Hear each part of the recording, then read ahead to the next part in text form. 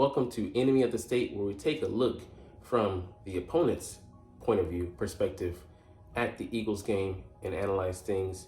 And we're going to throw in some analysis on both sides and try to weigh the scales fairly. But I can't promise I won't be a homer. Dope. What's up, Fisher? What's it? I'm coming back at you with another analysis video. And I kid you not, that's my real name. Said too fast, but anyways, you get it. Eagles, Cowboys, Dallas week is here for the Philadelphia Eagles fans. But the game preview, 5 questions and answers with the Week 9 enemy. So let's get into Jerry Land. So number 1 here, the Cowboys fired Kellen Moore to give Mike McCarthy play calling power. How would you grade the job McCarthy has done in that capacity thus far? I mean, you have to give it a granted, it is only 7 games in. Well, yeah, 7 games in for them, and this is a new game. The Rams game looked different compared to the previous ones, but you have to give McCarthy a failing grade because, like I said, he's not a new head coach. He's not a guy selling to his first couple of years. He was with the Green Bay Packers for a decade, maybe plus, and he should know how to run an offense at this point. But he's kind of stuck in the old heyday of how they used to do things, and a slow, methodical offense that loves to run the ball, committed to the run game, even though I think they're only like 7th right now or something like that, or 6th, but kind of a little old school for his approach. And up into the Rams game, it looked like they didn't trust Dak. They limited his freedom, didn't allow him to make checks to the line as much, and didn't really try to be explosive, but it's kind of just dinking Dak, or you say dink and dunk his way down the field. But the Rams game, they opened things up. Started targeting, designing plays for like tight ends like Jake Ferguson, and highlighting the middle of the field, and getting Brandon Cooks involved more. So, which Cowboys team are we gonna get? That's gonna be an interesting point of view, and when it all comes down to the wire, on the line, because I think it's gonna be a tighter game than maybe some people expect. What Dak we're gonna see? Is it the one that McCarthy doesn't trust, or is it the one that believes in himself? And he's going to go out there and try to make plays, including with his legs, which he's been reticent to do. But he's coming back a little bit this year, so that's quite interesting, I think. And yeah, McCarthy, he's going to shoulder a lot of the blame or a lot of the praise for how they carry out the game plan. And I'm interested to see what approach they attack our Eagles with. What are the lasting concerns from losses to the Cardinals and 49ers? I mean, just for this one, just confidence. You lose to a team that's going nowhere, 28-16, and you fail in your combat effort. You were kind of asleep at the wheel, and before you know it, you're looking up at them, and you're trying to mount a 4th quarter comeback, and it just didn't look good. For a team that came out and dominated the Patriots, and a little later going to dominate the Rams and several other teams, but struggle with punching down, playing down to their opponent's talent level. And it's just been a reoccurring theme, this season, when they aren't faced with a cream puff that they can just steamroll. The 49ers are just, they touted it as a measuring stick game, and everybody, knew that. And then they go on to get drubbed 42-10. Defense, offense, maybe not even special teams showed up for them. And it was just very disappointing for the Cowboys in that regard. But this is another measuring stick for them, the Eagles. We're not as strong as we were last year, but we're certainly, seen as, as of the moment right now, the best team in the NFC and have the best record in the NFL at 7-1. And if the Cowboys can come into our home and knock us off, that has to be, a feather in their cap. They can tout, hey, see, we finally showed up, against a primetime superior opponent that you guys haven't been been taunting us with, that we can't beat. But, your record states what you are, and also pedigree, the quality of wins. You don't get style points, but certainly, you're looked at, in a different regard, going out there and beating the teams that I previously mentioned, and then going out here and facing a team that you're more on equal footing with. So, it's kind of knocked their confidence and got to mess with them psychologically, because if they come out here and lose again to a team like this, you're going to hear it, all week from the pundits, from analysts, how the Cowboys can't get it done in prime time when it really counts, and they'll recycle the news about Dak not being able to do it in the playoffs, replicate it, the ghost still haunting him and such. The monkey will still be on his back.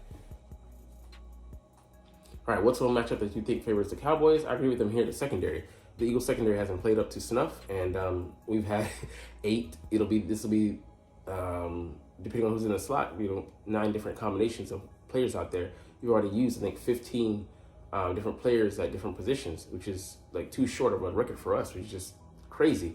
And the fact that we were able to shut down Miami with 2 starting safeties missing, but then come out in the following week, the Commanders, and struggle with our best yet secondary accommodations, just speaks to the chemistry and the lack of time together with those guys missing time for injuries, assimilating new guys into the core.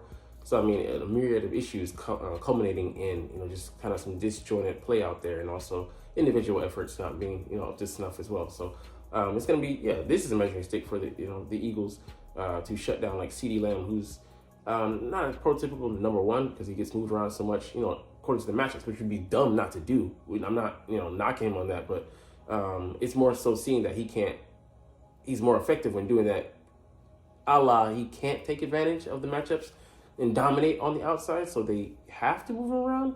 I mean, he can kind of maybe try and defeat that narrative, but I mean, he probably, of course, maybe he thinks about it, but he shouldn't care too much about it. If you're producing, you're producing. Like Cooper Kupp can produce in the slot. He can produce outside as well, but why wouldn't you use him if he's so damn effective on the inside, where he has a 4-way go, which is what CeeDee Lamb has when he F's over the corners in the middle, because it's a completely different game inside than it is outside. But that being said, Brandon Cooks, how effective will he be? Is he revitalizing his career? It's been going like this so far this year, but will he be back on the on the up and up? Jake Ferguson, will they make use of him? Tony Pollard can be an outlet out of the backfield. They might highlight Turpin a little bit here and there. Rico Dotto might get some some spotlight on a flat route. So we'll see what they do. But I mean, they're gonna target us. And why wouldn't you? If you see that whether the rumors are true or not, or they were laughing at the Eagles in the film room, whether that is fabricated or not, it still stands that the Eagles secondary is the weak link that you're gonna target, as well as the linebackers, if you can get them isolated on like CeeDee Lamb and other guys in coverage. It's put up or shut up. All right, what's one matchup that you really think favors the Eagles? So interesting to hear that they say that running mobile quarterbacks, because we know that Jalen is dealing with that knee issue, bone bruise. Right now, he's not as mobile as he would like to be. But that being said, he's come out in the last 2 weeks and actually done pretty good damage from the pocket. So like it doesn't lend to the theory, but he's better when he plays injured. Hey man, limitations can sometimes be good. We have to rely on other parts of the body that in this case, other parts of our game that we didn't really focus in on. But when that's all you got, you really have to go into a higher gear, and that's what he's done.